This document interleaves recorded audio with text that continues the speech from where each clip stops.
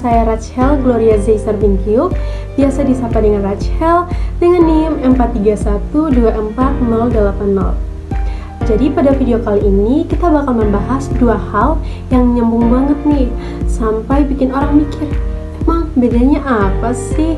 Yaitu ilmu komunikasi dan public speaking. Banyak yang mengira kalau ilmu komunikasi itu cuma sekedar menjadi presenter atau menjadi wartawan, ataupun juga public speaking itu cuma ngomong di depan banyak orang. Eits, ternyata ilmu komunikasi dan public speaking itu lebih dari itu loh. Yuk kita bedah bareng-bareng biar makin paham perbedaan antara ilmu komunikasi dan public speaking. Pertama, kita bahas yang besar dulu nih, yaitu ilmu komunikasi.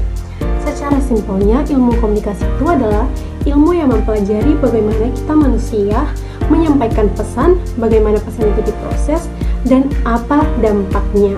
Jadi pada intinya, ilmu komunikasi ini mempelajari proses pertukaran informasi. Tapi, tunggu dulu teman-teman. Komunikasi itu bukan cuma sekedar ngomong doang loh. Komunikasi itu sangat luas banget. Mulai dari kita ngobrol bareng teman, bagaimana kita memakai bahasa tubuh kita.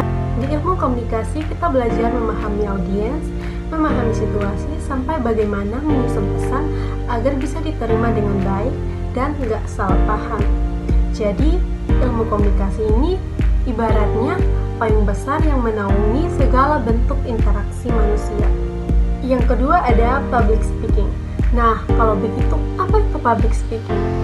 Public speaking itu adalah salah satu seni atau teknik penerapannya. Public speaking itu secara gampangnya adalah kegiatan berbicara atau menyampaikan materi di depan banyak orang atau di depan publik. Tapi ingat ya teman-teman, public speaking itu bukan sekedar berisik atau kerasnya suaranya doang. Public speaking itu adalah seni menyampaikan ide, gagasan, dan pesan dengan tujuan tertentu. Mau itu untuk menginformasikan, membujuk, atau bahkan menghibur audiens. Jadi posisinya begini, public speaking itu adalah bagian kecil yang sangat penting dari ilmu komunikasi. Kalau ilmu komunikasi mengajarkan kita teori dan cara berpikir, sedangkan public speaking mengajari kita untuk eksekusi dan penyampaian secara langsung. Terus hubungannya apa sih? Kok di jurusan ilmu komunikasi ada mata kuliah public speaking? Jawabannya sangat simpel teman-teman. Karena komunikasi membutuhkan media dan suara atau lisan adalah media paling dasar dan kuat. Dengan teman-teman mempunyai bekal ilmu komunikasi, teman-teman jadi paham, oh audiensku ini tipenya yang kayak gimana ya? Gaya bahasanya harus yang gimana ya? Situasinya formal atau santai?